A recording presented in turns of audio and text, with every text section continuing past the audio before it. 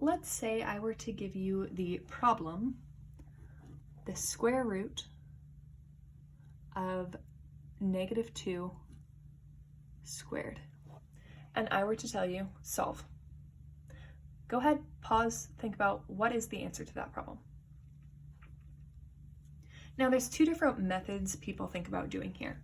One of them would be, okay, I have -2, I'm going to square it because it's order of operations, and I would get then the square root of 4, and the square root of 4 is 2, so my answer is 2.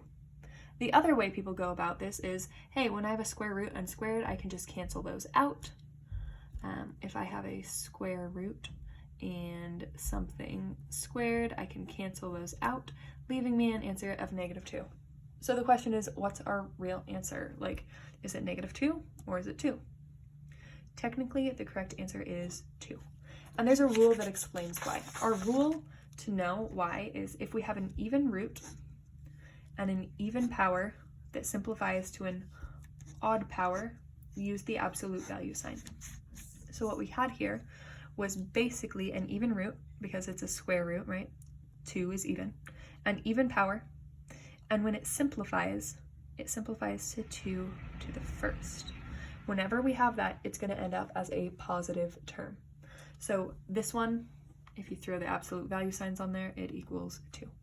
So if you want to do it this way, we can. We just got to make sure we get those absolute value signs. So we're going to do example 2 now. Example 2 starts off with this. I'm going to rewrite this in our other form. When we have roots and exponents, we're just going to write it in straight up exponent form. And exponent form, we put the thing on the inside on top for our exponent. We can rewrite it as a fraction like this. So n to the 18 over 6, which equals n to the third. Now if we pause for a second, I had an even root, an even exponent, and it ended up as an odd power. That means I need my absolute value signs. And that is our final answer for this problem. We can also do B very similarly.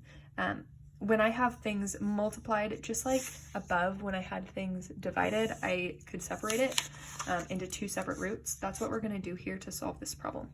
I'm going to do the 4th root of 81, and we're going to do the 4th root of a plus 1 to the 12th. The 4th root of 81, I need some number multiplied by itself 4 times to give me 81. And that number is 3. 3 times 3 is 9, 3 times 3 again is 9, and 9 times 9 is 81. So I have a 3 here. And then for this portion, I'm going to rewrite it in exponent form. So I have a plus 1 to the 12 over 4, and 12 over 4 equals 3. So I have 3 times a plus 1 to the third. And one last thing here, I had an even root. I have an even power here, and then it simplified to an odd power. So I need my absolute value signs. And that is our answer for that problem. I'll do the next 2 in the next video.